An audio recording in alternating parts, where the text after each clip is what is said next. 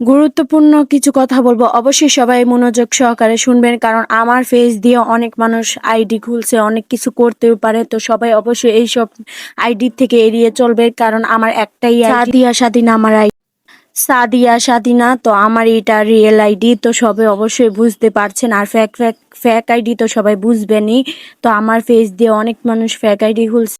আমার ভালোবাসার মানুষদের যতটুকু সতর্ক করার দরকার আমি করেছি। তো অবশ্যই সবাই আমাদের গ্রামের প্রকৃতি দেখানো শুরু করলাম। তো গ্রামের প্রকৃতি বলার বাইরে গাইস, এত সুন্দর আর এত হাওয়া বাতাস, অনেক শান্তির বাতাস গাইস। তো আমার মেয়ে এদিকে ভ্যাঙ্গাইতেছে, আমার মেয়েকে বলতেছে, আর এদিকে গাইস অনেক সুন্দর ফুল।